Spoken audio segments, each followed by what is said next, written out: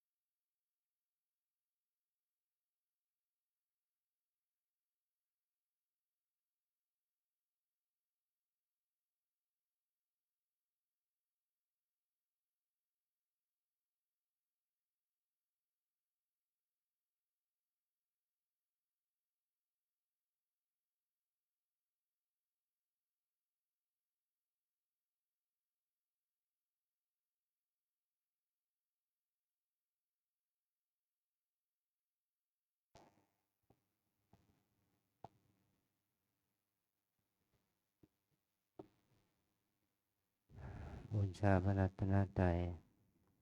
อิมินาสการเรนะอิมินาสกาเลนะพุทธังอภิปูชยามะพุทธังอภิปูชยามะอิมินาสการเรนะอิมินาสกาเลนะธัมมังอภิปูชยามะธัมมังอภิปูชยามะอิมินาสการเรนะอิมินาสกาเลนะสังฆังอภิปูชยามะสังฆังอภิปูชยามะอะระหังสัมมาสัมพุทโธ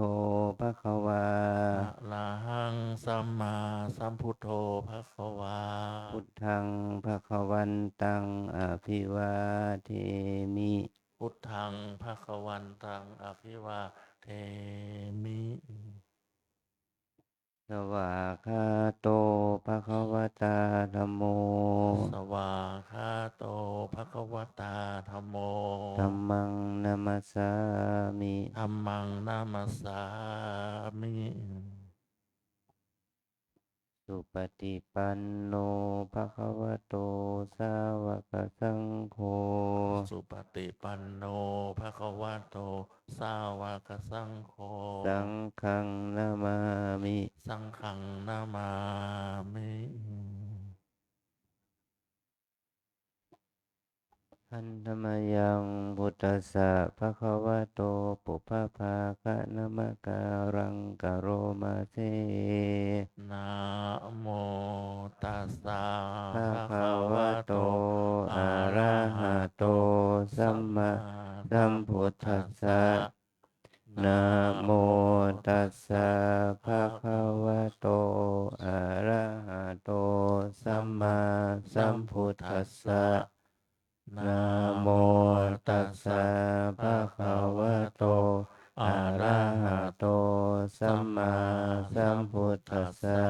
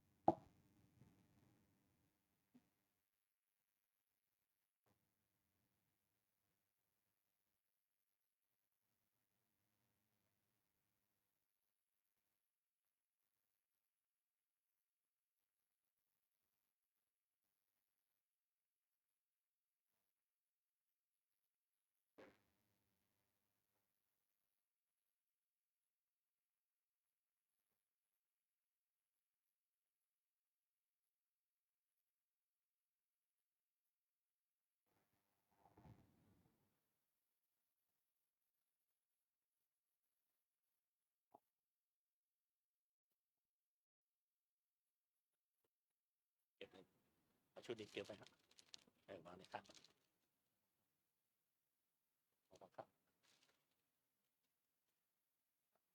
ว่าข้างหลัง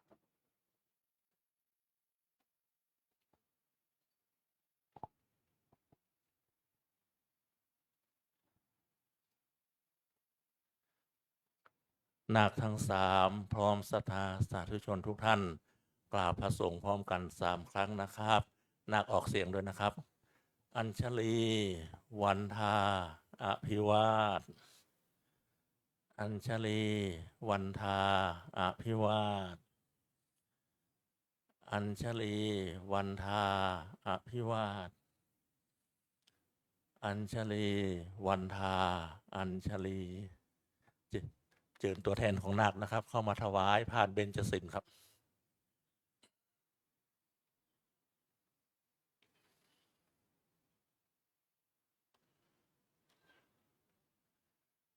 เสร็จแล้วถอยกลับไปนั่งที่เดิม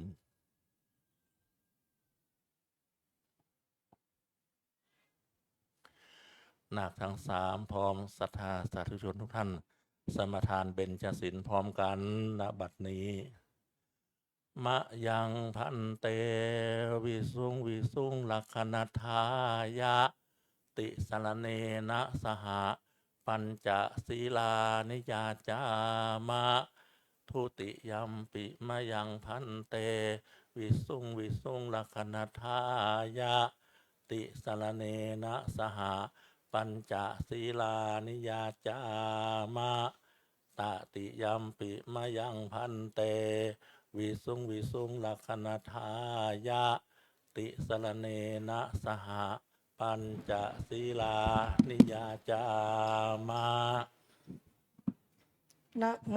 ตัสสะภะคะวะโต อะระหะโต สัมมาสัมพุทธัสสะ นะโมตัสสะภะคะวะโต อะระหะโต สัมมาสัมพุทธัสสะ นะโมตัสสะภะคะวะโต อะระหะโต สัมมาสัมพุทธัสสะ นะโมตัสสะภะคะวะโต อะระหะโต สัมมาสัมพุทธัสสะ นะโมตัสสะภะคะวะโต อะระหะโต สัมมาสัมพุทธัสสะ นะโมตัสสะภะคะวะโต อะระหะโต สัมมาสัมพุทธัสสะ พุทธังสรณังคัจฉามิ พุทธังสรณังคัจฉามิ ธัมมังสรณังคัจฉามิ ธัมมังสรณังคัจฉามิ สังฆังสรณังคัจฉามิ สังฆังสรณังคัจฉามิ ทุติยัมปิพุทธังสรณังคัจฉามิ ทุติยัมปิพุทธังสรณังคัจฉามิ ทุติยัมปิธัมมังสรณังคัจฉามิ ทุติยัมปิธัมมังสรณังคัจฉามิ ทุติยัมปิสังฆังสรณังคัจฉามิ ทุติยัมปิสังฆังสรณังคัจฉามิ ตติยัมปิพุทธังสรณังคัจฉามิ ตติยัมปิพุทธังสรณังคัจฉามิ ตติยัมปิธัมมังสรณังคัจฉามิ ตติยัมปิธัมมังสรณังคัจฉามิ ตติยัมปิสังฆังสรณังคัจฉามิ ตติยัมปิสังฆังสรณังคัจฉามิ ติสรณะขมะนังนิธิตัง อามะพันเต ปานาติปาตาเวรมณีสิกขาปะทังสมาธิยามิ ปานาติปาตา เวระมณีสิกขาปะทังสมาธิยามิ อาทินนาทานาเวรมณีสิกขาปะทังสมาธิยามิ อาทินนาทานา เวระมณีสิกขาปะทังสมาธิยามิ กาเมสุมิชาจารา เวรมณีสิกขาปะทังสมาธิยามิ กาเมสุมิชฌาจารา เวระมณีสิกขาปะทังสมาธิยามิ มุสาวาทาเวรมณีสิกขาปะทังสมาธิยามิ มุสาวาทา เวระมณีสิกขาปะทังสมาธิยามิ สุราเมระยะมัชฌะปมาทฐานาเวระมณีสิกขาปะทังสมมาธิยามิ สุราเมรยะมัชฌปมาทฐานา เวระมณีสิกขาปะทังสมาธิยามิ อิมานิปัญจสิกขาปทานิสีเลนะสุขติงยันติ สาธุ สีเลนะโภกสัมปทา สาธุ สีเลนะนิพุติงยันติ ตัสมาสีรังวิโสทะเย อามะพันเต อัญชลี วันทาอภิวาทอัญชลี วันทาอภิวาทอัญชลี วันทาอภิวาทอัญชลี วันทา อัญชลีลำดับจากนี้ไปนะครับช่างภาพเตรียมพร้อมนะครับนะมอบผ้าไตรให้กับนาคนะครับเนาะเจิญนาคทั้งสามหันหน้ากลับมาหาคุณพ่อคุณแม่ครับ เว้นระยะห่างพอก้มกราบได้นะครับ เมื่อพร้อมแล้วนาคทั้งสามกราบคุณพ่อคุณแม่พร้อมกันครับ อัญชลี วันทาอภิวาทอัญชลี วันทาอภิวาทอัญชลี วันทาอภิวาทอัญชลี วันทา อัญชลีลำดับต่อจากที่ไม่นาคทั้งสามยื่นแขนออกมารับเอาผ้าไตรนะครับเนาะคุณพ่อคุณแม่ขยับเข้าไปหาครับ ค่อยๆยกผ้าไตรวางไปบนแขนนาคนะครับถ่ายรูปตันกอจานะครับนะเพื่อถ่ายรูปเสร็จแล้วต้นเทียนหนึ่งต้นมอบให้นาคต้นเดียวครับผมต้นเดียวครับ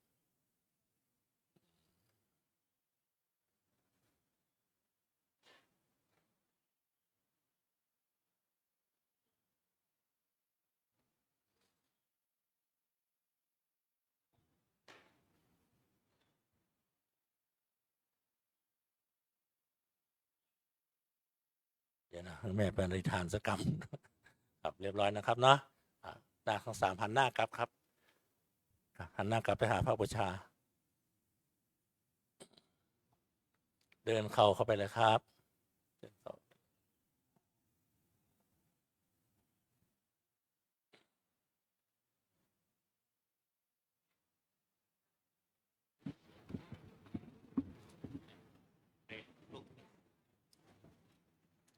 วางทุกอย่างไว้ด้านซ้ายกราบพระอุปชฌาย์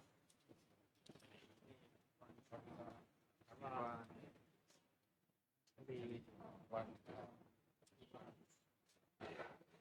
ชลีวันทาชลีวันทาชลี ถวายถ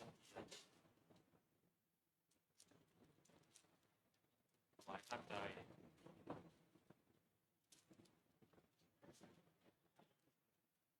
พระข้าใจ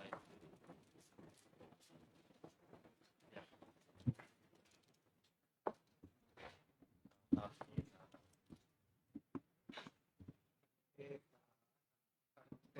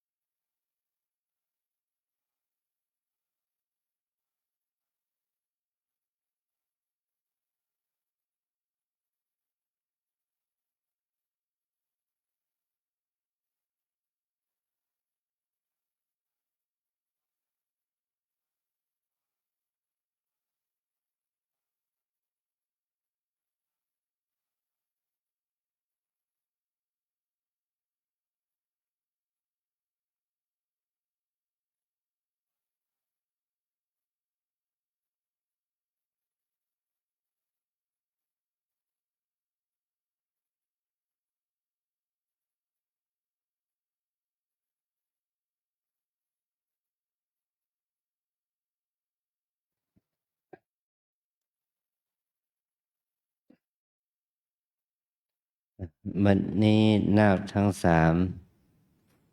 ได้มาเปล่งวาจาขอบรรพชาอุปสมบทด้วยคำภาษาบาลีว่าเอสาหังพันเตสุจิระปรินิพพุตัมปิเป็นต้น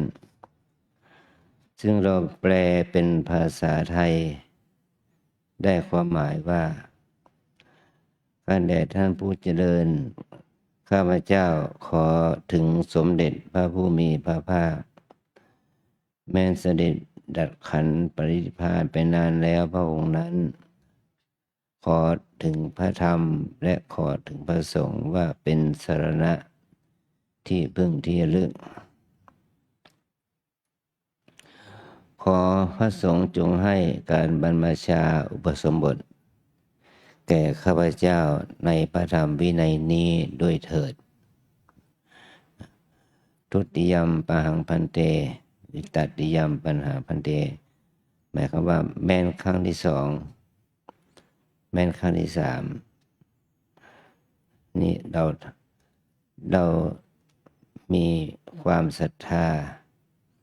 ที่จะขอบรรพชาอุปสมบท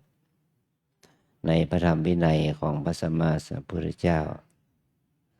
โดยอาศัยความที่เราได้มีความศรัทธา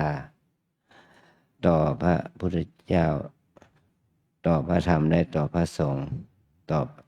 เรียกง่ายๆไปต่อพระรัตนตรัยนะนี่คือความดีที่นาคทั้งสามคือนาคอลงกรณ์สายกับนาคนันทวิทย์กลการวิทย์นาคธีรพัฒน์กันแก้วได้มามีความตั้งใจที่จะอุปสมบทเพราะการอุปสมบทการบวชพระของเราในช่วงนี้เรามีนอกจากเราจะปฏิบัติตามพระวินัยของพระพุทธเจ้าแล้วเราจะต้องปฏิบัติตามกฎหมายนะตามกฎหมายของราชการตามกฎหมายของสงฆ์ที่ออกมาตามกฎหมายของราชการเช่นเราจะต้องมีการตรวจประวัติอาชญากรเนี่ยนี่คือเป็นเรื่องกฎหมายนะว่าเราเป็นผู้บวชนี่ไม่ใช่อาชญากรไม่ใช่ผู้หลบหนีคดีความมาบวชนะเราได้รับการพิสูจน์แล้วจากหน่วยราชการกองพิสูจน์หลักฐานว่าเราเป็นคนไม่ได้เป็นผู้หลบหนีออกจากออกจากคดีความนั่นแหละนะแล้วเราต้องกำหนดเราต้องตรวจสุขภาพเลยตามกฎของสาธารณสุขและตามกฎวินัยว่าเราเป็นผู้บวชไม่ใช่ว่าเป็นผู้ที่แต่ก่อนมันเกิดวิกฤตเรื่อง HIV เนาะตรวจโรคเอดส์เราก็ผ่านละไม่เป็นบวกละเดี๋ยวเรามาปฏิบัติตามกฎพระวินัยก็เราจะต้องไม่เป็นคนที่เป็นคนที่ห้ามบวชว่าคนที่ห้ามบวชก็คือคนที่เป็นโรคกุดถังโรคเรื้อนนะกุดถังเราตอบว่านาทิพันเตเราไม่เป็นคนโรคเรื้อนคันโทไม่เป็นโรคกากเกลื่อนกีฬาโสเราไม่เป็นโรคลมบ้าหมูโสเราไม่เป็นโรคอะไรโรคเรื้อนอย่างนี้นะเพราะว่าสมัยก่อนในสมัยโน้นสมัยพระพุทธเจ้านะคนมาขอบวชเพื่อจะรักษาโรคเพราะว่าผู้บวชนั้นได้โอกาสได้รับการดูแลรักษาจากหมอหลวงคนได้มาบวชเพื่อรักษาโรคหมอชีวกท่านก็ได้ทูลพระพุทธเจ้าว่าขออย่าบวชคนเหล่านี้พระพุทธเจ้าก็อนุโลมตามถ้าคนเหล่านี้หายจากโรคแล้วก็บวชได้นะ อันนี้เป็นเหตุให้เกิดการที่เราจะต้องไม่เป็นโรค5 อย่างแล้วก็เราก็ได้มาบวชในฐานะที่เรามาบวชที่นี่เดี๋ยวนี้ก็เราก็ต้องอาศัยกฎเกณฑ์วินัยของสงฆ์และกฎเกณฑ์กฎหมายของสงฆ์และกฎหมายทางบ้านเมืองนะการที่เราอยากจะบวชวันพรุ่งนี้เข้ามาหาพระอุปชฌาย์อาจารย์ขอบวชมันไม่ได้ เรามีความศรัทธาต่อการบวชของเราเนี่ยมาเป็นเดือนแล้วเนาะเรามีความศรัทธาอยากจะบวชให้พ่อให้แม่ อยากจะบวชให้แก่ตนเอง อยากจะบวชเพื่อศึกษาพระศาสนาหลักคำสอนของพระพุทธเจ้าโดยทั่วไปก็บวชเพื่อตอบแทนบุญคุณของพ่อแม่นะว่าเราเกิดมาตั้งแต่เราอยู่ในครรภ์จนถึงคลอดออกมาแม่เป็นผู้เลี้ยงดูเราส่งการศึกษาเราเรียนเราเลี้ยงดูเอาใจใส่เราเมื่อถึงเวลาแล้วเราเป็นพุทธศาสนิกชนเรานึกถึงคุณของพ่อแม่เราจะขอบวชเพื่อตอบให้พ่อแม่ได้มีความดีใจที่เราบวชว่าบวชทดแทนคุณมันทดแทนไม่ได้ทดแทนไม่หมดหรอกเราจะต้องมีการตอบแทนคุณแม่ให้พ่อเนี่ยให้มีความชื่นใจในการที่ได้เห็นชายผ้าเหลืองของลูกนะนี่คือความดีที่เราได้แสดงออกโดยการออกบวชในพระศาสนาพระศาสนาคือพระธรรมวินัยที่พระพุทธเจ้าได้ทรงสอนทรงบัญญัตินี่มีมากมายถึง 84,000 พระธรรมขันธ์ถ้าสรุปตรงย่อก็มี3 อย่างเรื่องของศีลเป็นข้อปฏิบัติเป็นข้อห้ามเรื่องของสมาธิเป็นข้อธรรมที่เราจะต้องปฏิบัติให้มีจิตใจสงบและเรื่องของปัญญาเป็นหลักปฏิบัติเพื่อให้เราเกิดความรู้แจ้งรู้ชัดในหลักคำสอนของพระพุทธเจ้า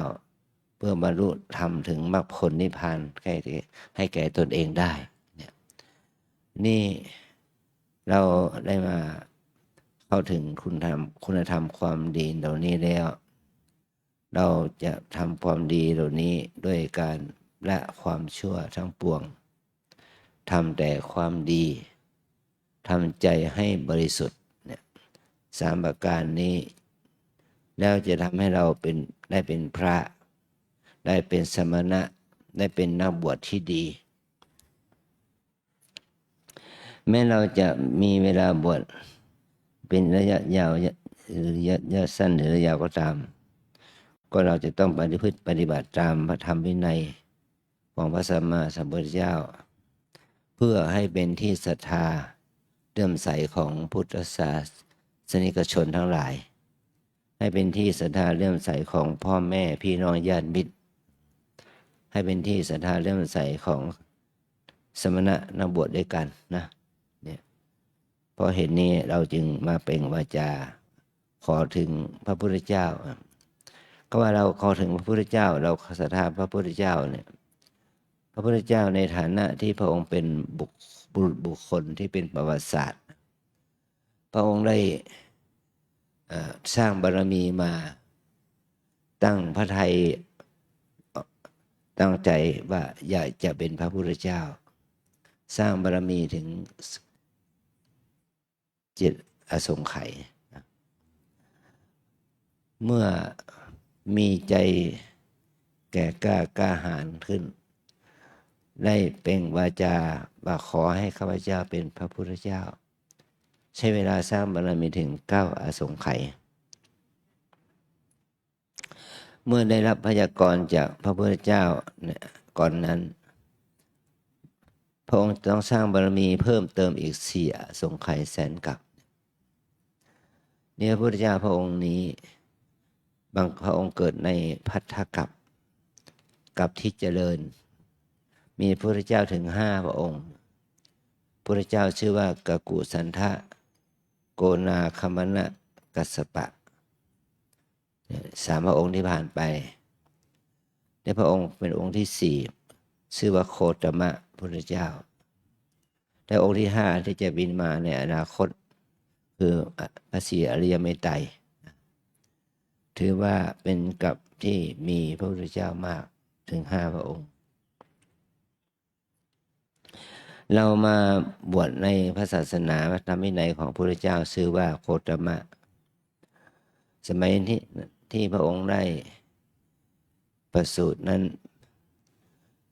ในส่วนที่พระองค์นั้นเป็นตระกูลโคตมะเนี่ยเป็นชาวสักยะที่ตระกูลโกนว่านั้น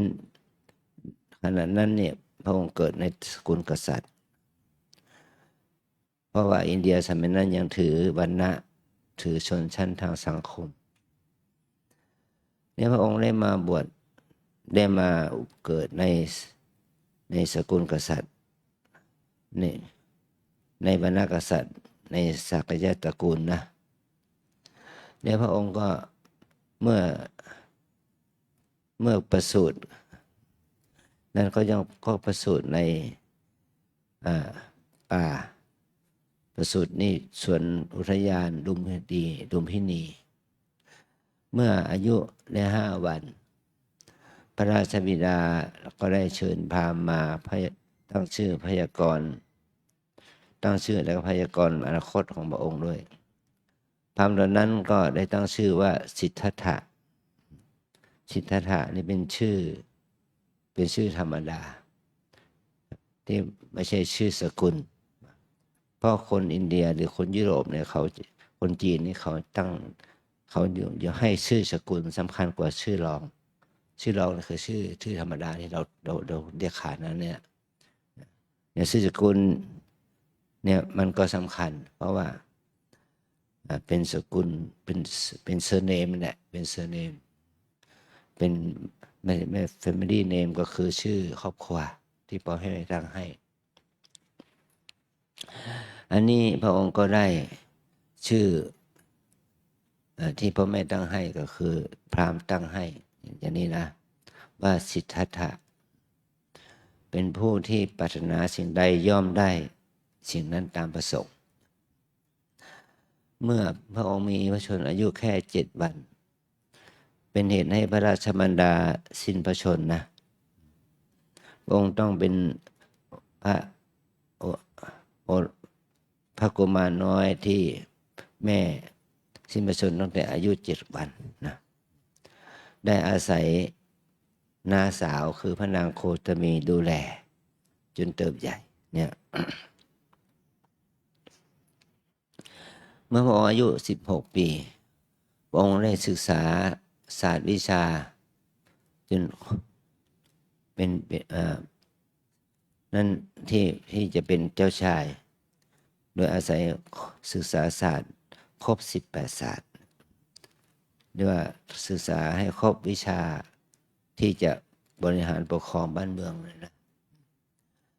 แล้วพระองค์ก็ได้เสกสมรสกับพระนางพิมพายโสธราจนถึงมาอายุได้29 ปีแล้วพระองค์ก็ได้โอรสองค์หนึ่งโอรสองค์นี้ก็เพื่อคลอดแล้วก็ได้ด้วยความที่พระองค์ได้อุทานว่าราหุรังชาตังราหุลหรือบ่วงเกิดขึ้นแล้วเนี่ยชื่อนั้นก็เป็นชื่อของพระโอรสของพระองค์ด้วยแต่พระองค์ได้ไปในวันนั้นก็พระองค์ได้ไปเห็นคนแก่คนเจ็บคนตายที่เราเรียกว่าเทวทูตเพราะพระองค์นั้นอยู่ในวังในพื้นที่พิเศษที่พระเจ้าสุโธทนะ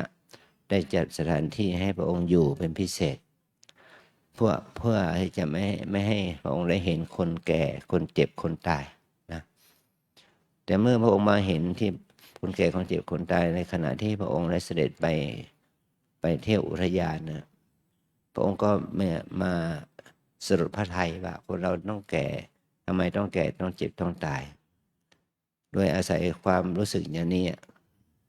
พระองค์จึงได้ตั้งพระทัยว่าจะออกแสวงหาความรู้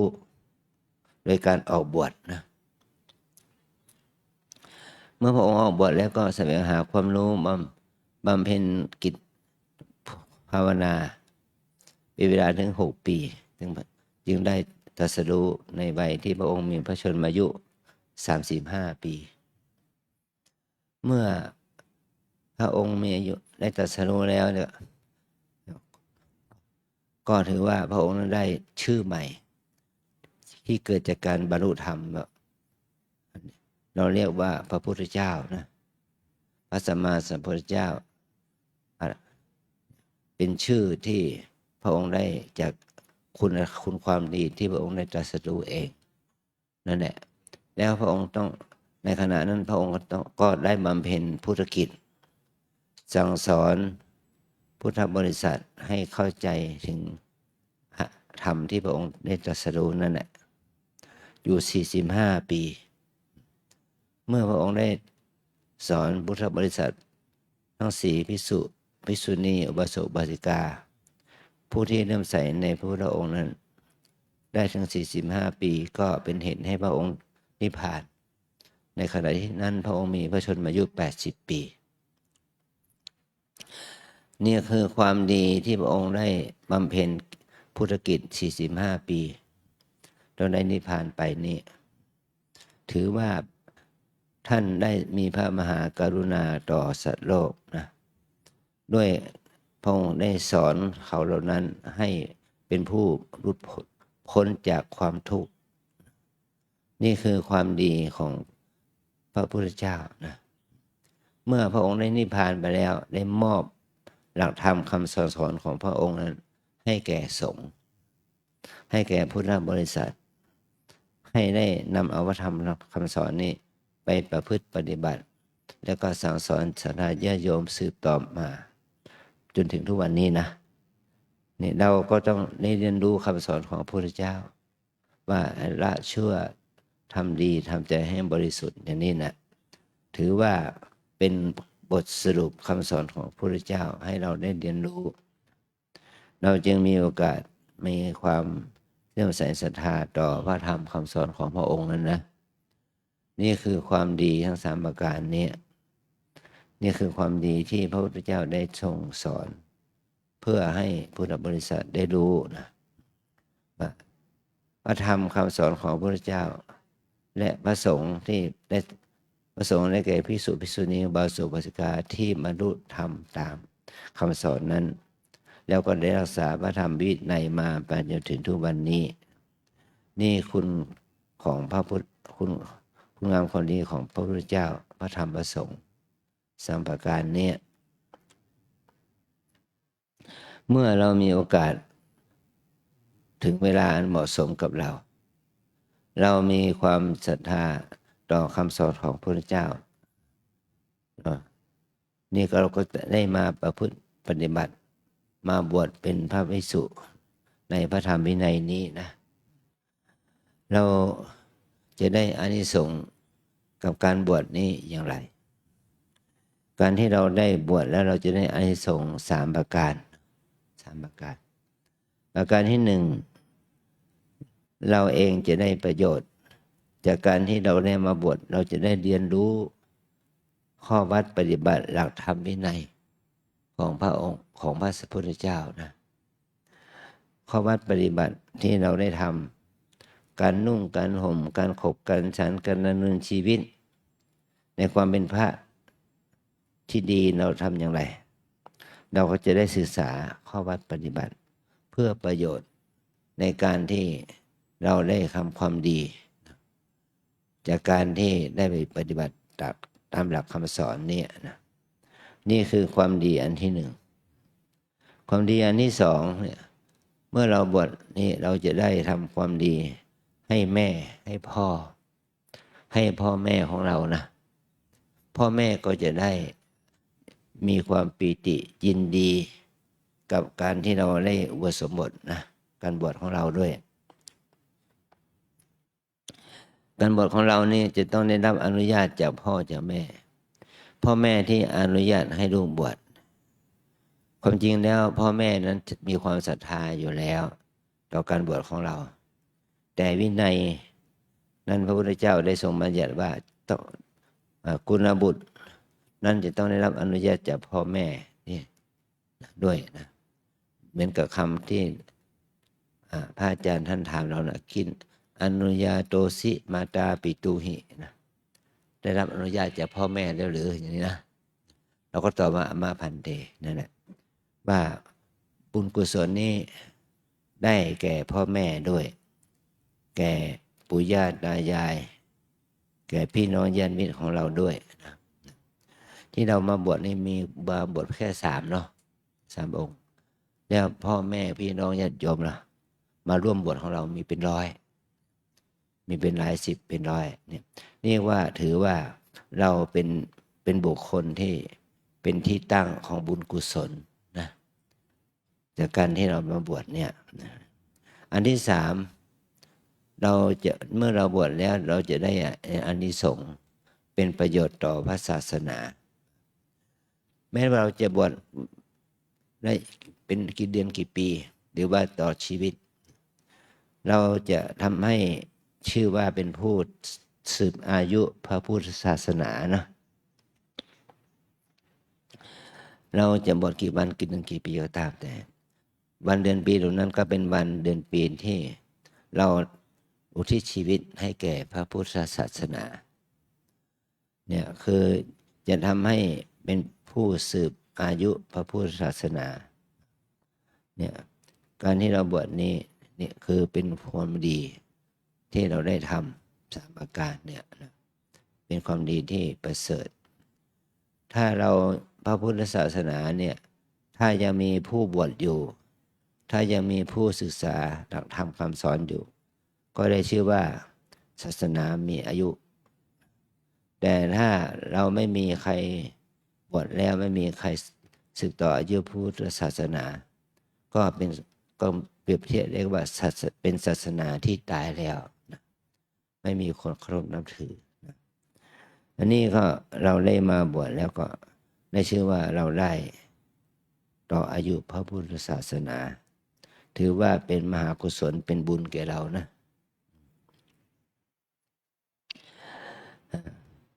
ตอนนี้ไปจะได้ให้เธอได้นุ่งห่มผ้ากาสาวพัสที่เธอได้น้อมนำมาขอบวชกับคณะสงฆ์ว่าหังพันเตปวัชชัญญาจามิอิมานิกาสายานิวัฏฐานิกเหตวาข้าแต่ท่านผู้เจริญขอท่านจงให้บรรพชาแก่ข้าพเจ้าด้วยผ้ากาสายะที่ข้าพเจ้าถือไม่นี้ด้วยการอนุเคราะห์ให้แก่ข้าพเจ้าโดยเถิดอันนี้มุ่งหมายถึงว่าเราจะบวชโดยการนุ่งห่มผ้ากาสาวพัสนี่นะผ้ากาสาวพัสเนี่ยการที่เราจะได้นุ่งห่มผ้ากาสาวพัสนี้โบราณเนี่ยท่านบอกว่าผู้ที่จะนุ่งห่มผ้ากาสาวพัสนี้ได้ก็ต่อเมื่อบุคคลนั้นมีจิตใจบริสุทธิ์เป็นพระอริยะเป็นพระอรหันต์เป็นต้นนะแต่เพราะเรานั้นยังไม่ได้บรรลุเป็นพระอรหันต์เรามาบวชเพื่อศึกษาธรรมะเพื่อประพฤติปฏิบัติธรรมแต่เจตนาเราจะต้องเป็นไปเพื่อความสิ้นอาสวะกิเลสเป็นที่สุดนั่นแหละอย่างนั้นแหละนะเราจึงให้นาคทั้ง3ได้มีจิตสัมผัสกับพระกรรมฐานก่อนสิ่งนี้เราจะต้องว่าตามครูบาอาจารย์เพื่อให้จิตเราได้สัมผัสพระกรรมฐานก่อนที่เราจะได้นุ่มห่มกาสาวพัสอย่างนี้นะว่าตามนะเกสาโลมานะขาทันตาตะโจทันตานะขาโลมา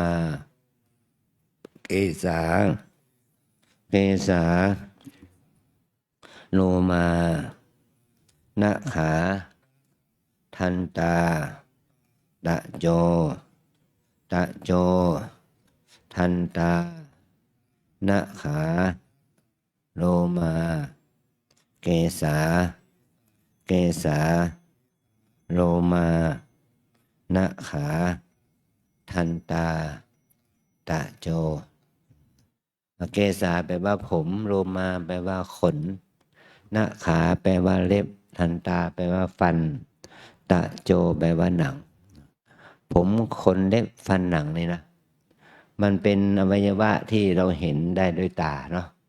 ผมเราเห็นด้วยตา ขนเราก็เห็นด้วยตา เล็บก็เห็นด้วยตา ฟันก็เห็นด้วยตา หนังก็เห็นด้วยตา นอกนั้นเป็นสิ่งอยู่ใต้ผิวหนัง เรามองไม่เห็น แต่เรารู้ว่ามีเนื้อเอ็นกระดูก เยื่อในกระดูก ม้ามตับไตหัวใจปอดเส้นใหญ่เส้นน้อยอาหารเก่าอาหารใหม่มันสมองอย่างนี้นี่เป็นของที่อยู่ใต้หนัง แต่เราไม่เห็นด้วยตาแต่เราเห็นจากสภาพที่เราประสบอุบัติเหตุอย่างนี้บ้างนะ มีเลือดมีน้ำเหลืองมีน้ำไขข้อน้ำมูดน้ำตายเปรี้ยวมันน้ำมันเหลวน้ำมันข้นอย่างนี้นะมันเป็นสิ่งที่อยู่ในตัวเรานี่ที่เราเรียกว่าอาการ32นี่นะอาการ32ถ้าเราพิจารณาผมขนเล็บฟันหนังที่เราเรียกว่าตจะปัญจกะกรรมฐานกรรมฐานที่มีหนังเป็นที่5นี่ผมขนเล็บฟันหนังเนี่ยด้วยความแน่วแน่ด้วยความใส่ใจจะทำให้เราเห็นเมื่อเราได้เห็นสภาพนี้ด้วยสมาธิภายในด้วยปัญญาภายในนั่นแหละมันจึงจะเป็นเหตุให้เรานั้นมีจิตสงบจากกิเลสนะเมื่อเราได้มีจิตสงบจากกิเลสได้ก็เหมือนกับว่ามันเป็นแนวทางแห่งการเข้าถึงธรรมเข้าถึงความเป็นพระอริยะเป็นต้นแก่เราทั้งหลายสืบต่อไปนะตอนนี้ไปขอคุกเข่าขึ้นถอดเสื้อออก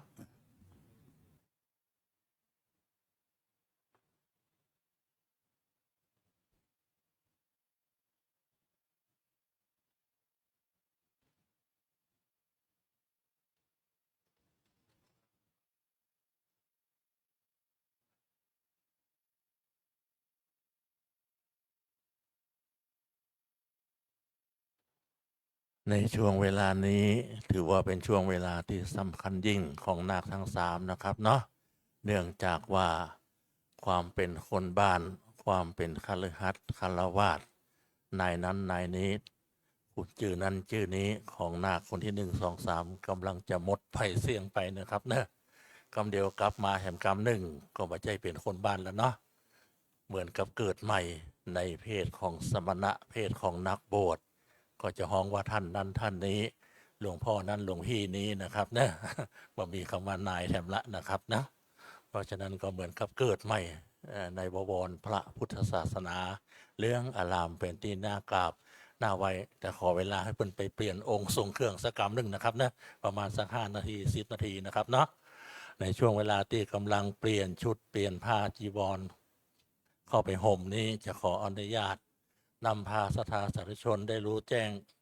ในข่าวสารการกุศลบุญอันยิ่งใหญ่ของวัดลำเปิงตะโพธารามนะครับเนาะเนื่องจากว่าประเพณีสงกรานต์ล้านนาของเฮาเดือนเมษายนนี้วันที่15ถือว่าเป็นวันดีเป็นวันมงคลเพราะว่าเป็นวันพญาวันที่ดีที่งามกว่าวันใดๆในปี2569ทั้งหมด365วันยกเอาวันพญาวันเป็นใหญ่เพราะว่าทะเลิงศกปีใหม่แบบล้านนาแบบเมืองในวันนั้นวัดเฮาจะมีกิจกรรมนะครับนะมหาสงกรานต์สุมาคารวะรดน้ำดำหัวพระสงฆ์องค์เจ้าถ้าพระใหม่3 รูปนี้อยู่จนถึงนะก็จะได้รดน้ำดำหัวพระใหม่ทั้ง3 รูปนี้ตัวนะครับเนาะแต่ว่าก็บอกว่าจะอยู่ถึงก็มาถึงนะครับนอกเหนือจากนั้นไปก็จะมีการทอดผ้าป่ามหากุศลกองใหญ่กองงามถึง999กองนะครับเนะกองละ5,000เพราะฉะนั้นในเวลาอันเป็นมงคลยิ่งนี้ที่คณะสัทธาได้มาถึงพวงแก้วทั้ง3อารามวัดลำเปิงจะขออนุญาตนำผ้าป่ากองใหญ่กองงามนี้แจกให้คณะสัทธานะครับเนาะตามหน้าบุญกันแล้วกันนะครับเนะจะทอดในวันพญาวัน15 เมษายนเวลานั้นประมาณ 14 นาฬิกาหรือว่าบ่าย 2 โมงนะครับเนาะเชิญชวนศรัทธารวมบุญร่วมกุศลตามหน้าบุญด้วยกันนะครับเนะ อันนี้ผมขออนุญาตนะครับนะแม่แจกเหมือนกันนะครับนะบนนี้นะครับนะเดี๋ยวทางรูปนี้จะแจกกันนะครับเอาซองหนึ่งนะครับนะแล้วก็แจกไปนะครับนะทางรูปนี้ผมขออนุญาตเดินแจกนะครับเนอะท่านใดต้องการบุญกุศลกล่องใหญ่ของงามกล่องนี้นะครับเนาะครับเอาได้นะครับเนาะไม่เอาก็ครับเอาก็ครับเอาได้นะครับเนอะอ่านดูรายละเอียดตรงในนะครับเนาะอันนี้เป็นสร้างศาลาถวายภัตตาหารพระสงฆ์องค์เจ้านะครับเนาะอ่านดูรายละเอียดก็ตัดสินใจสร้างบุญสร้างกุศลนะครับนะครับผม15 เมษายนพญาวันนะครับเนาะครับผมหรือว่าท่านใดต้องการทำบุญแบบยุคสมัยใหม่สแกน QR code ก็ได้เหมือนกันนะครับนะมี QR code ให้นะครับเนาะครับอันนี้ไม่ต้องกลัวนะครับเนอะเหมือนกับบัตรเลือกตั้งที่มีปัญหานะครับ อันนี้มีปัญหานะครับเนาะครับส่งมาปัญหานะครับนะอันนี้มีต้นขั้วแน่นอน ครับอะไรนะครับนะว่าก็ผ่านนะครับนะวันเทานะครับนะตามหน้าบุญนะครับนะยิบวัตเตอร์ครับ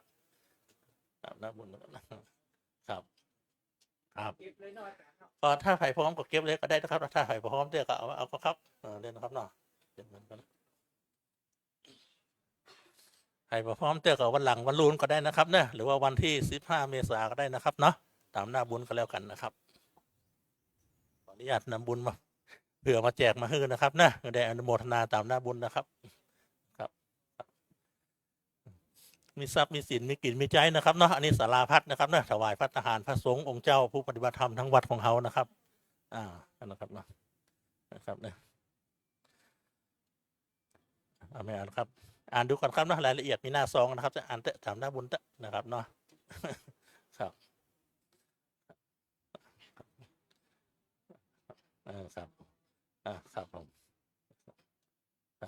ครับเอาก็เอาเลยครับนะเอาละครับตั้งหลังเอาก็เอาไปจะยิบให้นะครับนะเอาเตะเอาบุญนะครับนะบุญเป็นชื่อของความสุขเอาไปเตะครับครับหนักหรือน้อยก็เป็นบุญนะครับเนาะเอาไปเตะนะครับเนี่ยครับเนี่ยวางเลยครับเนาะเผื่อใครก็ได้เนอะกันเดียวท่านใดพร้อมแล้วเดี๋ยวผมจะเดินมาเก็บนะครับเนาะแต่ท่านใดบ่พร้อมเตะก็ตามวันเวลาก็ได้นะครับหรือวันพุธวันฮือก็ได้นะครับเนาะสุดแท้แต่นะครับเนาะ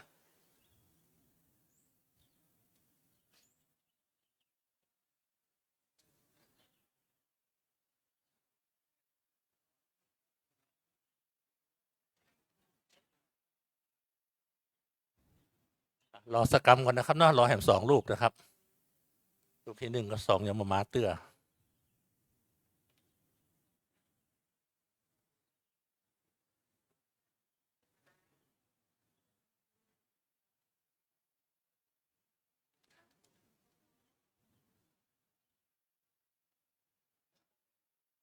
สาธุครับเรียบร้อยแล้วเนาะสาธุครับครับ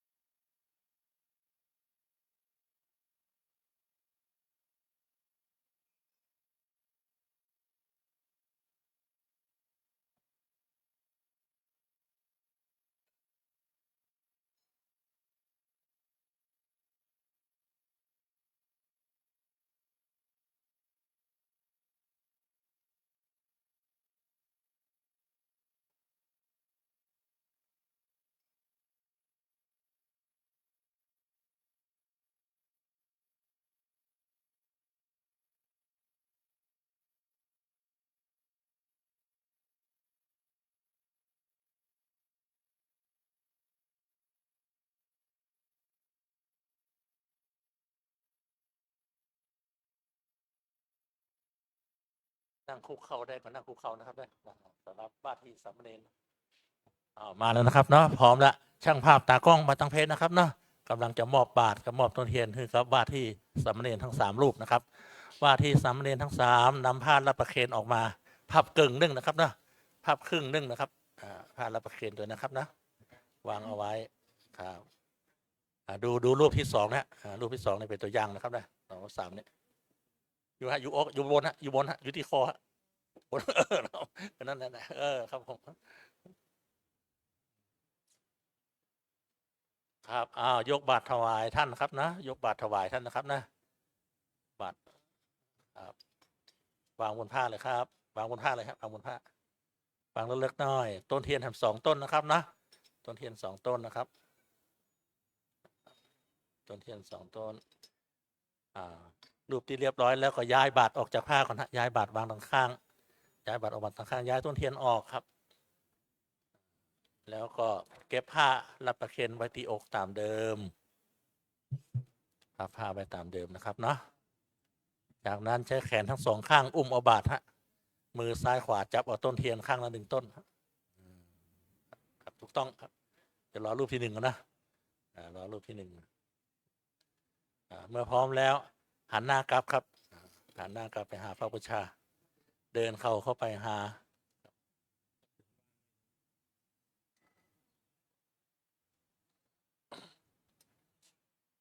เมื่อว่าที่สามเณรทั้ง3 รูปไปถึงด้านหน้าพระสงฆ์องค์เจ้าเป็นที่เรียบร้อยนะครับเนาะเชิญคุณพ่อคุณแม่ศรัทธาทั้งบนนี้นะครับนะกราบพระประธานแล้วลงนั่งสารบาตรข้างได้เลยนะครับครับเชิญเลยนะครับนะสมมตินะครับนะสมมตินะครับ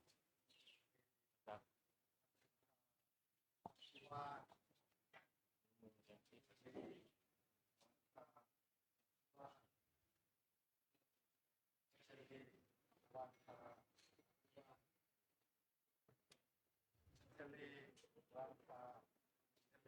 วายต้นเทียน1 ต้น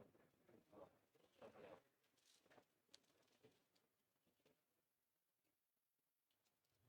เราคำอาหังพันเตนิสยังอาหังพันเตสารนังสีลัง สารนัสสีลังยาจามิ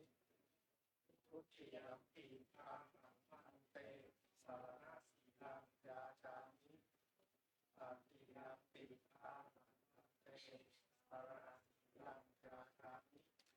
นะโมตัสสะภะคะวะโตอะระหะโตสัมมาสัมพุทธัสสะนะโมตัสสะภะคะวะโตอะระหะโตสัมมาสัมพุทธัสสะนะโมตัสสะภะคะวะโตอะระหะโตสัมมาสัมพุทธัสสะ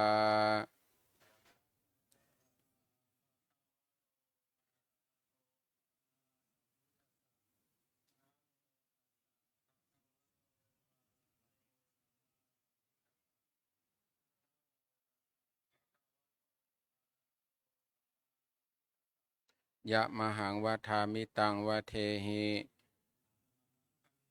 พุทธังสรณังคัจฉามิธัมมังสรณังคัจฉามิสังฆังสรณังคัจฉามิทุติยัมปิพุทธังสรณังคัจฉามิทุติยัมปิธัมมังสรณังคัจฉามิทุติยัมปิสังฆังสรณังคัจฉามิตติยัมปิพุทธังสรณังคัจฉามิตติยัมปิธัมมังสรณังคัจฉามิตติยัมปิสังฆังสรณังคัจฉามิติสรณะคัมมนังนิธิตังปานาติปาตาเวรมณีอทินนาทานาเวรมณีอภรมจริยาเวรมณีมุสาวาทาเวรมณีสุราเมรยมัชฌปมาทฐานาเวรมณี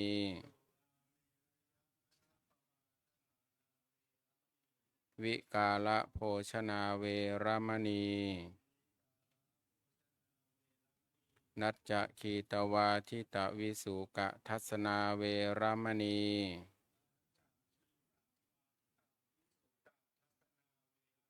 มาลาคันทวิเลปนะธารณมันดนะวิภูสนฐานาเวรมณี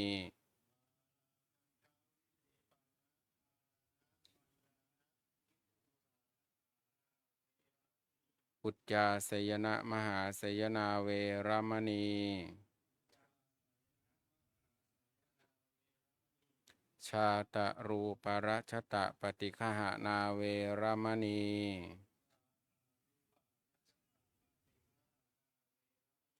อิมานิทัสสะสิกขาปทานิสมาธิยามิ บอกเขาให้เสียงนะไม่มีเสียงนะ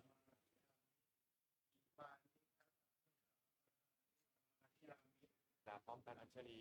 ดังๆ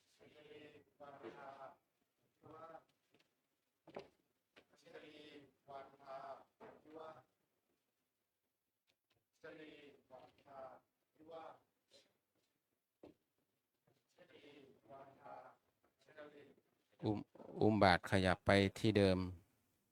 เหมือนครั้งแรกอ่ะเหมือนเราบวชครั้งแรก วางทุกอย่างไว้ด้านซ้ายเดี๋ยวรอเพื่อนแป๊บเอาวางทุกอย่าง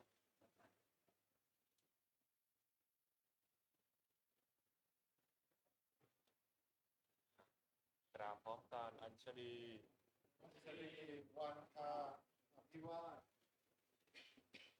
ชลีวันทา โล1 2 3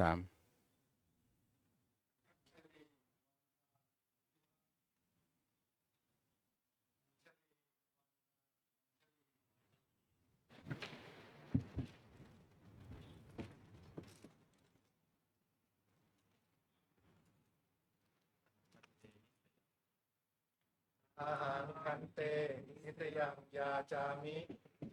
ทุติยมปิอาหารคันเตนิสยังยาจามิตติยมปิอาหารคันเตนิสยังยาจามิปัจจายโยเมคันเตโหหิปัจจายโยเมคันเตโหหิปัจจายโยเมคันเตโหหิ ปฏิรูปัง โอบายิกัง ปาสาธิเกนะสัมปาเทหิ ก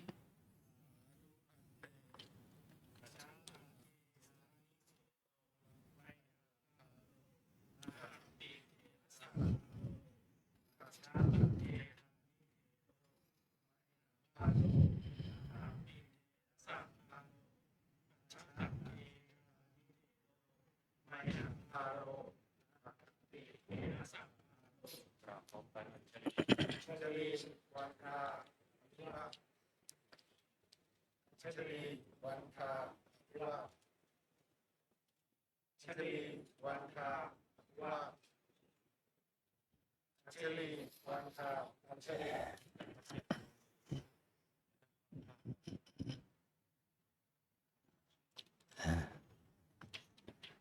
บัดนี้เธอทั้งสามได้เป็น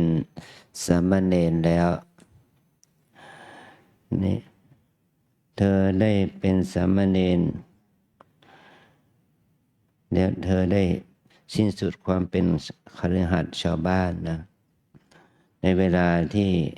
เธอได้กล่าวว่าจะตติยัมปิสังฆังสรณังคัจฉามิเธอได้ชื่อว่าเธอได้เป็นสามเณรในเวลา 13:47 นาทีต่อจากนั้นพระศีลาจารย์ท่านได้ให้ศีลแก่เรานะ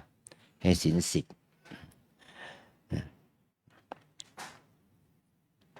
เมื่อเราเป็นสามเณรแล้วเราจะ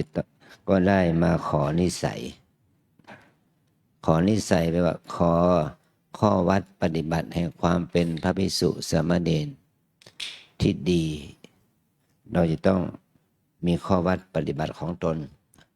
นุ่งอย่างนี้ห่มอย่างนี้ การถือบาตรการสะพายบาตรอย่างนี้ การกราบการไหว้ต้องทำอย่างนี้ การฉันอาหารต้อง พิจารณาอาหารก่อน พิจารณาอาหารแล้วก็มีการอนุโมทนาให้พรเหมือนกับทุกเช้าของบ้านเราที่เราทำนั่นแหละนะเราจะต้องตักบาตรรับบาตรจากญาติโยมเมื่อตักบาตรรับบาตรแล้วก็ต้องล้างบาตรลมบาตรให้มันแห้งเก็บบาตรให้ไว้เอาไว้ในที่สมควรอันนี้คือว่าเป็นข้อวัดของความเป็นนักบวชนะเป็นข้อวัดของความเป็นสมณะนักบวช เราจะรู้จากข้อวัดปฏิบัตินี้จากใครก็จากอุปชฌาย์อาจารย์และพระพี่เลี้ยงนะพระพี่เลี้ยงและอุปชฌาย์อาจารย์ก็จะสอนเราแนะนำเราควรทำอย่างนี้ไม่ควรทำอย่างนี้นะแต่เธอได้ขอให้ผมเนี่ยเป็นอุปชฌาย์ว่าอุปชฌาย์โยเมพันเตโหหิขอท่านจงเป็นอุปชฌาย์ของข้าพเจ้าว่าบุคคลที่บวชแล้วจะต้องมีพระอุปชฌาย์พระอุปชฌาย์จะเป็นผู้นำเธอเข้าหมู่สงฆ์หมายความว่าเราจะเข้าบวชต่อไปเนี่ยสงฆ์เป็นใหญ่หมู่คณะเป็นใหญ่แต่ว่าบุคคลที่จะพระสงฆ์จะบวชให้ก็ต้องมีผู้รับรองอุปชฌาย์ทำหน้าที่รับรองเธอเข้าหมู่สงฆ์นะว่าเมื่ออุปชฌาย์เมื่อสงฆ์เห็นว่ามีอุปชฌาย์รับรองมีบาตรมีบริขารพร้อมว่าบุคคลนี้สมควรที่จะเป็นพระได้นั้นพระสงฆ์ท่านจึง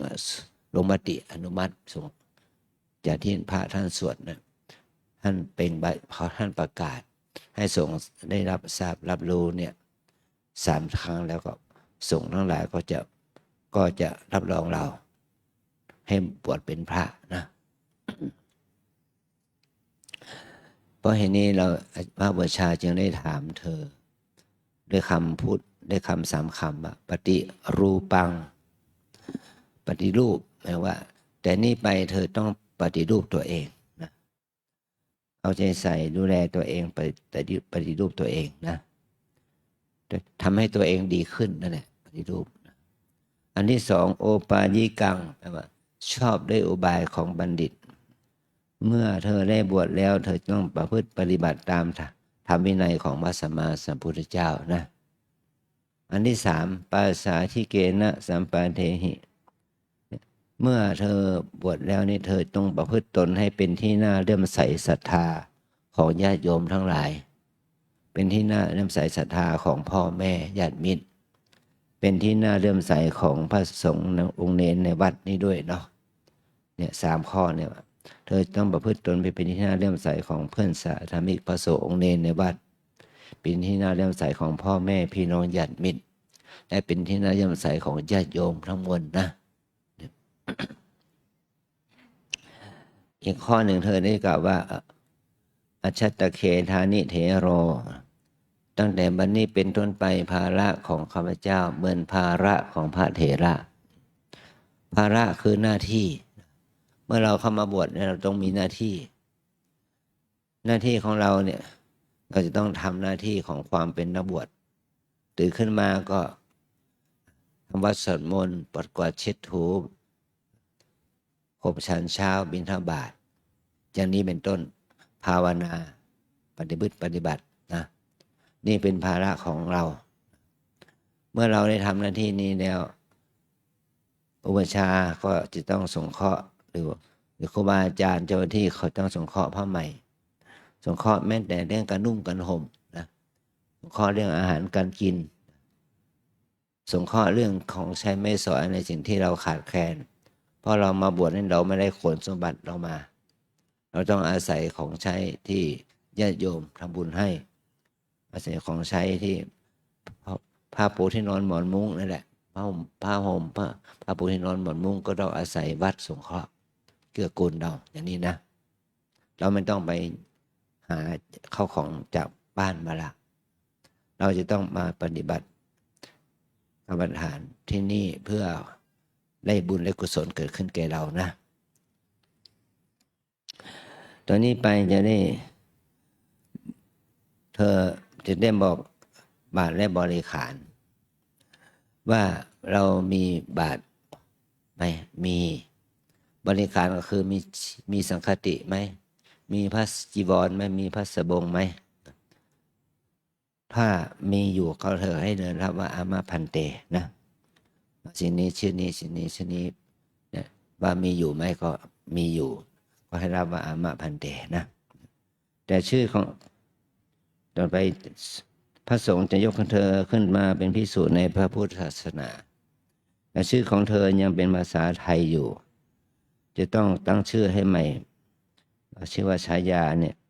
ดังต่อไปนี้นะสามเณรอลงกรณ์ให้นำฉายาว่ากิติปัญโยนะสามเณรนนทวิทย์ให้นำฉายาว่าจิตตกาโรสามเณรธีรพัฒน์ให้นำฉายาว่าอรุโนถ้าพระกรรมวาจาถามกิงนโมสิแต่เธอชื่อว่าอะไรว่าท่านตอบว่าอหังพันเตกิติปัญโยนามะอย่างนี้นะอหังพันเตจิตตกาโรนามะอหังพันเตอรุโนนามะชื่อของผมชื่ออย่างนี้ต่อไปก็ถ้าพระอาจารย์ท่านจะถามว่าโกนามะเตอุปัชฌายโยอุปัชฌายะของเธอชื่ออะไร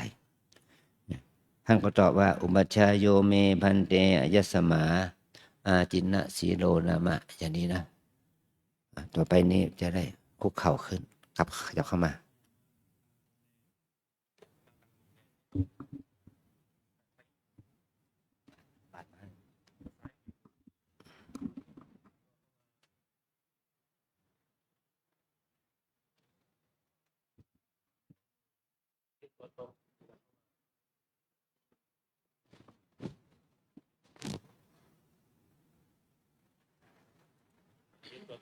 อยากเข้ามา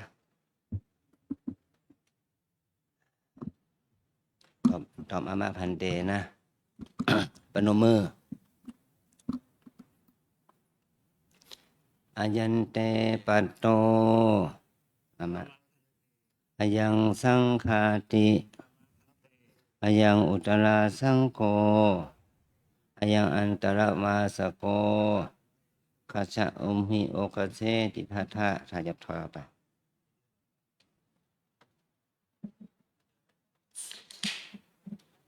สามเณรทั้งสามยืนหลังผ้าขาวนะครับนะห้ามเหยียบนะครับ จากนี้ไปจะเป็นสังฆกรรมก็คือว่ากิจของสงฆ์ที่จะต้องกระทำกันโดยเฉพาะนะครับนะบาเกลกับฆราวาสคนบ้านอย่างเฮาไม่แต่ช่างภาพนะครับเนาะการบันทึกภาพถ่ายรูปจากนี้ไปให้ถอยออกมาหน่อยนะครับนะถอยออกมาในแก้วนี้นะครับนะอยู่นอกแนวใบเสมาธรรมจักรนะครับนะฟังปุ้นกันเหมือนกันนะครับนะจะมีใบเสมาธรรมจักรกำหนดขอบเขตอยู่ครับยืนระยะนี้ถ่ายได้ครับโลหนึ่งสองสาม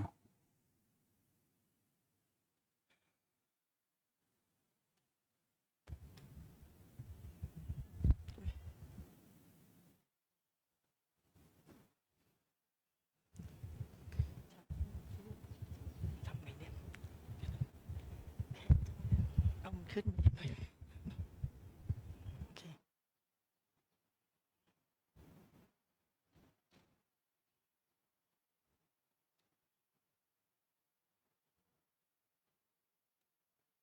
นะโมตั ตั ส ส สะ สะ ภะ ภะ คะ คะ วะ วะ โต โต อะ อะ ระ ระ หะ หะ โต โต สัมมาสัมพุทธัสสะนะโมตัสสะ ภะคะวะโต อะระหะโต สัมมาสัมพุทธัสสะนะโมตัสสะ ภะคะวะโต อะระหะโต สัมมาสัมพุทธัสสะ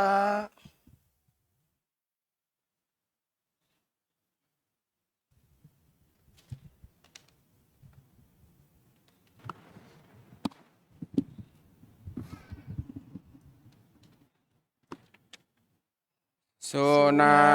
ตุเมพันเตสังโฆอา กิติ กิติปัญโยจะ จิตตการโรจะ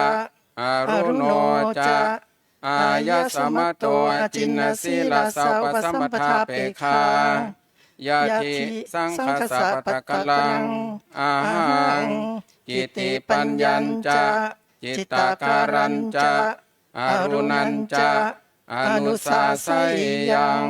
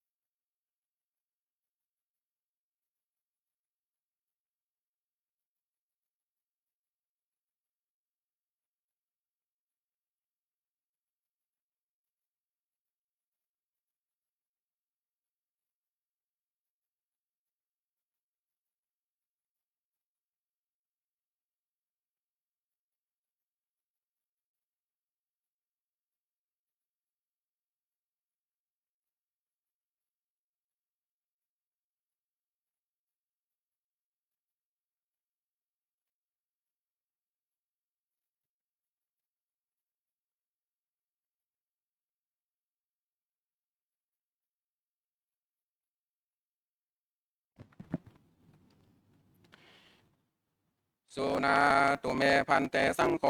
จิตติปัญโยจะจิตตาการโรจะอรุโนจะอายะสมโตจินนสีลาสาวปสัมปทาเปคาอนุสิทธาเตมยายาทิสังคสะปะตะกลังกิติปัญโยจะจิตตาการโรจะอรุโนจะอาคาชัยโยงอาคาชัตถะเข้ามา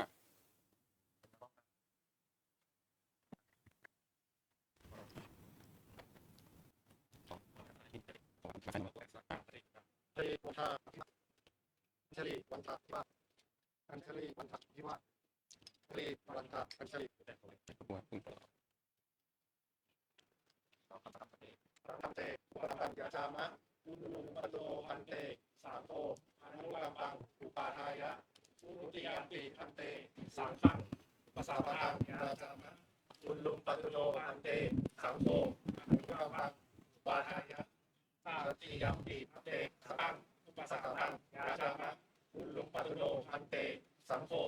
อนุกัมปังอุปาทายะ อิทานิโกอาวุโสยัญจะกิติปัญโยนามะสมัญโรยัญจะจิตตการโรนามะสมัญโรยัญจะอรุโนนามะสมัญโรมะมะวันมะตักขะอุปสัมปทังอาคังขมานาสังขังยาจันติอหังสัพพะมังสังขังอาชิสามิสาธุอาวุโสสโพยังสังโฆ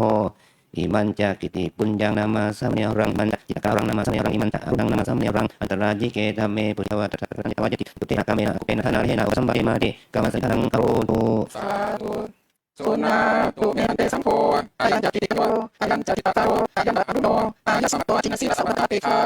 ตาหิอาจักยักขิสังสัพพะกังอาหังอิปัญญาจิตตารัญจะอรุนันจะอันตราหิเกตเมกุชัยยังสุนัสิอิปัญญาสุนัสิจิตตาระสุนัสิอรุณะอายันเตสัตโรบุตตาโรยังจังตังปุชามิสัตตังทิวัตังอสันตังทิวัตังสันติเตเอวรูปาอาราภาปุตังอันโฆอิรัสโสโสอัปปาโรมโนโสสิปุริโสสิปุจิโสสิอนาโนสินาจิราชโรอัญญาโตสิมาตุอิปิณวิเสวะโสสิปริปุณณเตปฏิวรังอินาโมสิโอนาเมปชายโยโสนาตุเมทันเตสังโฆอายัญจกิริตัญโยอายัญจจตารโรอายัญจารุโนอันสมโตจินนสิลาสาวสาเปตาปริสุทธานตระนิเกหิอัมเมหิปริปุณณมิเนสังปตติวรังกิริปัญโยจะยาโรจะอารุโนจะตังหังวะสัมปชังยันติอายัสสมตาจินสิเรนะปัจฉาเยนะยาจิสังสัตตะลังสังโฆอิติปัญญัญจะอิตารัญจะอารุณัญจะอุปสัมปทายะอายัสสมตาจินสิเรนะปัจฉาเยนะเอสายะติสุนาตุเมทันเตสังโฆอายัญจกิริปัญโยอายัญจจิตตาโรอายัญจอรุโนอายัสสมโตจินสิลาสาวสัมปะเตตาปริสุทธานตระเยหิธัมเมหิปริปุณณมิเนสังปตติวรังอิติปัญโยจะอิตตาโรอารุโนจะสังฆอุปสัมปทายะจันติอายัสสมตาจินสิเรนะปัจฉาเยนะสังโฆกิตินันจะจิตตารัญจะอารุนันจะอุปสัมปะเจติอายัสสมตาจินสิเรนะปัจฉาเยนะยาสะยาสมโตนัมปิปิอันสัจจะจิตตารัสสะอารุนัสสะอุปสัมปทาอันสมตาจินสิเรนะปัจฉาเยนะโสตุนะยัสสะปิโตอาหิยะทุติยัมปิเอตมะจังวตามิสุนาตุเมตันเตสังโฆอายัญจกิปัญโยอายัญจจตารโรอายัญจารุโนอายัสสมโตจินสีรัสสะสัมปะทาปริสุทธานตระนิเกหิธัมเมหิปริปุณณมิเนสัมปตติวรังอิติปัญโยจะจิตตาโรจะอารุโนจะสังฆสัมปชัญญะอายัสสมตาจินสิเรนะปัจฉาเยนะสังโฆกิติอนันจะจิตตารัญจะอารุนัญจะอุปสัมปะเจติอายัสสมตาจินสิเรนะปัจฉาเยนะยัสสะยัสสมโตนะหิกิติปัญญัสสะจิตตารัสสะอารุนัสสะอุปสัมปะอายัสสมตาจินสิเรนะปัจฉาเยนะโสตุนะยัสสะปิโสรัสสะยะอาหิยัมปิเอตมะจังวตามิสุนาตุเมตันเตสังโฆอายัญจกิปัญโยอายัญจจิตตาโรอายัญจารุโนอายัสสมโตจินสีรัสสะสัมปะทาปริสุทธานตระนิเกหิธัมเมหิปริปุณณมิเนสัมปะทาอิติปัญโยจะจิตตาโรอารุโนจะสังฆสัมปชัญญะจันติอายัสสมตาจินสิเรนะปัจฉาเยนะสังโฆอิติอันตัญจะจิตตารัญจะอารุนัญจะปัสสัมปะเทอายัสสมตาจินสิเรนะปัจฉาเยนะยาสะยะมะโตติกิตินัสสะจิตตารัสสะอารุนัสสะอุปสัมปทาอายัสสมตาจินสิเรนะปัจฉาเยนะโสรุนัสสะยัสสะนัมมติโสภาสยะอุปัมปันนะสังเกนะอิติปัญโยจะจิตตาโรจะอารุโนจะยัสสมตาจินสิเรนะปัจฉาเยนะอมติสังฆสัตมันหิเอวเมตังภารยามิ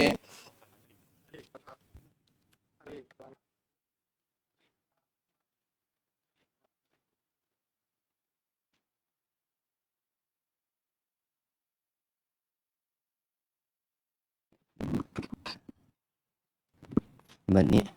จงได้ทำสังฆกรรมยติจิตกรรมวาท่านอิปันโดท่านจิตตการโรและท่านอารุโนขึ้นเป็นพระภิกษุในพระพุทธศาสนาสำเร็จเป็นพระภิกษุเวลา 14:17 นาทีเราได้เป็นพระภิกษุโดยสมบูรณ์แล้ว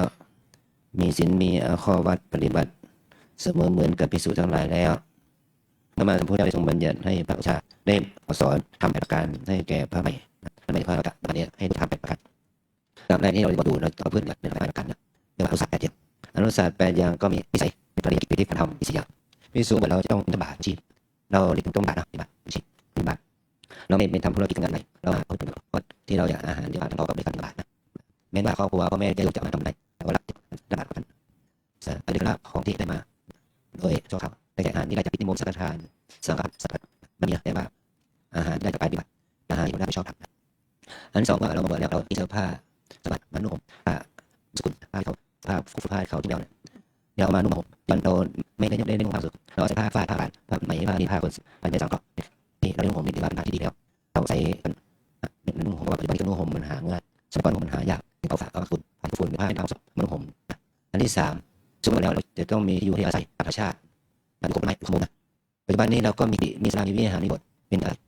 เราเมื่อเราใส่ปีละต้องกระดานดีแล้วก็เราใส่แค่เราใช้การทำความสะอาดให้ผูกให้ที่เราใส่เราสะอาดสมัยก่อนเราก็ใส่ตามถ้ำอยู่ตามอาคารสถานที่มีกุฏิมีปราสาทอย่างนี้ได้ปัจจุบันนี้เรามีกุฏิที่เผาดีแล้วก็ได้เดี๋ยวได้มีสถานที่เฉพาะนะอันที่4พิสูจน์เมื่อบอกแล้วเมื่อเราป่วยไข้ก็ต้องสับยุบยี่ด้วยยาแผนใหม่แผนไทยยาแผนไทย สมัยก่อนเนี่ยเราต้องอาศัยยาโบราณไปต่อต้องกินยาที่หมักดองด้วยน้ำมุกที่ว่าสัตว์ในสัตว์ที่เป็นโบราณหมักดองด้วยน้ำสลัดด้วยอะไรข้าวสมอพิเศษสมอไทยหรือปีละเราใส่ยามาหมักดองเป็นปีละ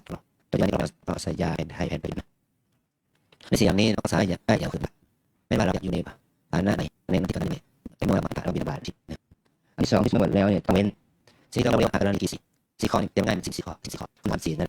จะเป็นจากการฆ่ามันเป็นจากการขโมยเป็นจากการมีคุณเป็นจากการจะเสียฉันสี่การคุณมุสาคุณมุสานี่คุณมุสาเกี่ยวกับของฉันอภิญญาบุคคลเราเรียกว่าอุตริมุสาสี่อย่างจะต้องเป็นถ้าเรามีจิตการร่วมมือกับเราเป็นของได้ในขณะที่เรามีการทำในคู่กันนี่คือข้อปฏิบัติที่เราต้องเรียนเพื่อให้เราได้เรียนรู้ข้อปฏิบัติที่เป็นข้อปฏิบัติที่ทำให้เราลงชีพอยู่ในความที่จะไม่ให้เราละเมิดจีบเป็นจากการฆ่ามนุษย์เป็นจากทรัพย์เป็นจากการเสียทุนไม่จากการพูดภาษาสี่ข้อนั้นเป็นจริงนะง่ายเนาะส่วนนั้นเราได้รู้ข้อปฏิบัติอย่างที่เราได้จะได้บอกอะไรนี่ก็จะให้พวกเราได้ฟังคำภาษาบาลีนะขอให้เราได้ฟังนะ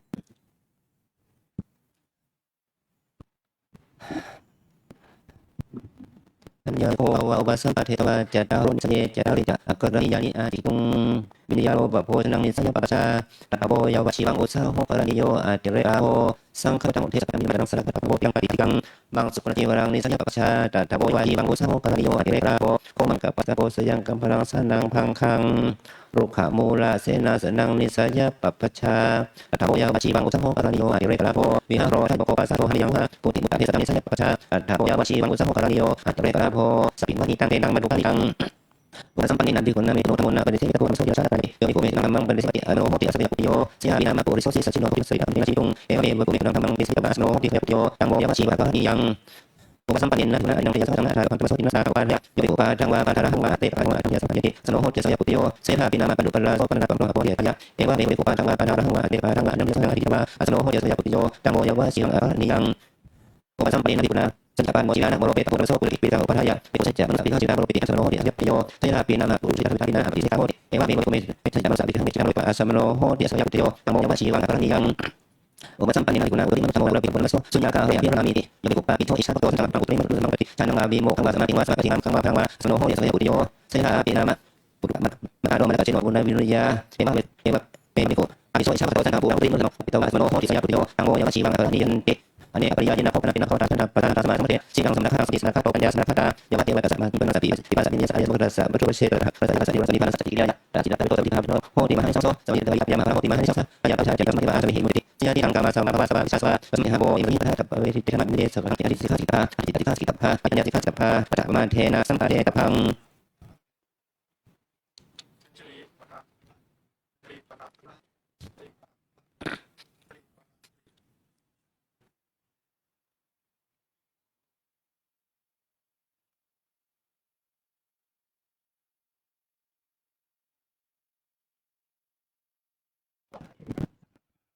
สังโฆกัมมันโตโตเมหิปะนิตัง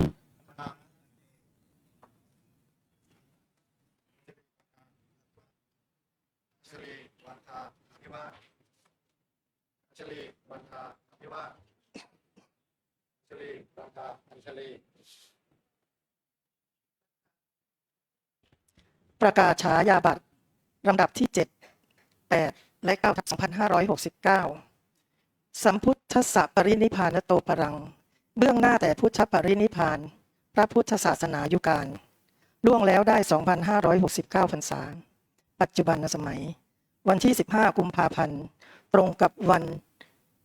อาทิตย์แรม 13 ค่ำเดือน 3 ปีมะเสงประชุมพระสงฆ์ 15 รูปณพัทสีมาวัดร่ำเพิงตะโปธาราม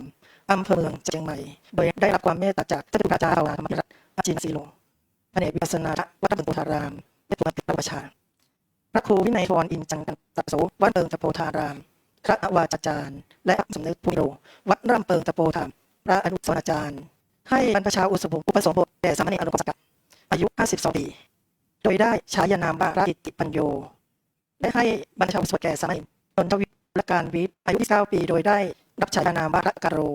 และให้บรรพชาอุปสมบทแก่มณีจรพัฒน์ตะแก้วอายุ 22 ปีโดย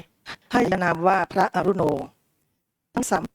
ได้เป็นอุปสมบัติภิกษุในพระพุทธศาสนาตามข้อภิกษุในเวลา 14:17 นาทีขอให้จงเจริญด้วยศีลสุตตาธิคุณและทีฆายุสุสิริสวัสดิ์งอกงามบุญในพระบวรพุทธศาสนาทุกวาระติกันเชิญลงนามโดยอุปชาพระภาวนามาธิ เตอาทาลาทาสุตวิรุณนาโพชะสัสสเนอโรคาสุขิตาโพธาสัสเพหิยาติ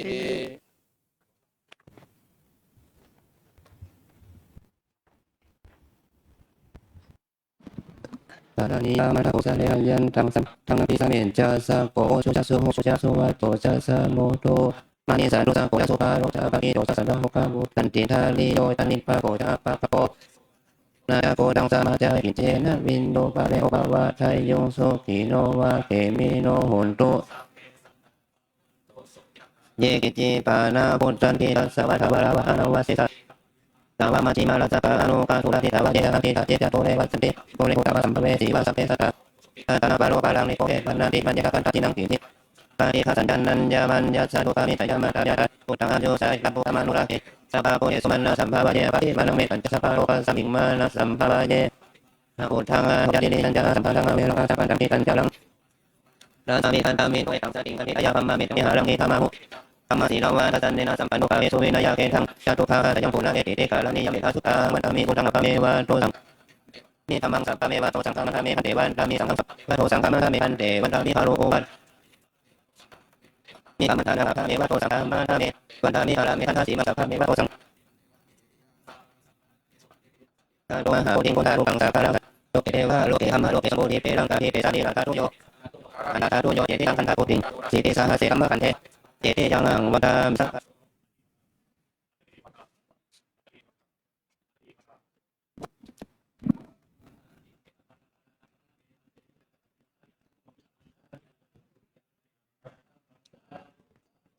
เราสมาบัติวันสุขังปะลัง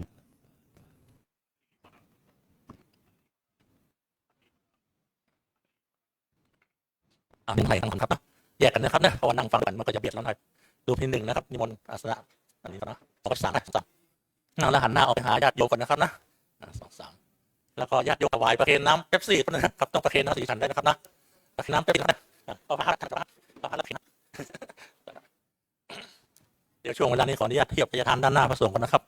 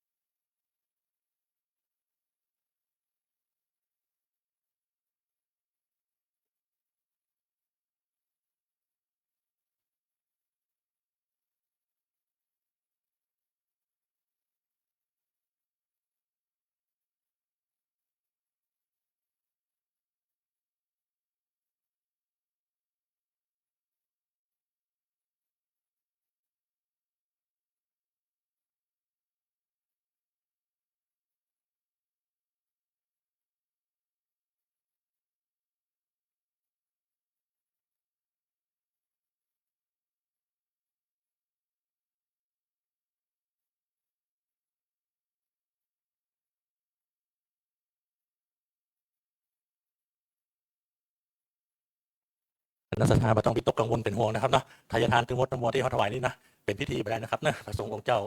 อันมีเจ้าวาดเป็นต้นจะรับไว้เป็นประธานสงฆ์แต่ทั้งนี้ทั้งนั้นทั้งหมดทั้งมวลจะไปอยู่ที่โรงครัวหมดนะครับเชิญตัวแทนถวายพระพุทธนะครับนะตัวแทนที่จะมอบถวายซองพระพุทธมาหาผมนี่นะครับนะสามเจ้าภาพสามเจ้าภาพเชิญนั่งเก้าอี้แดงเจ้าภาพที่หนึ่งที่สองที่สามเชิญนั่งเก้าอี้แดง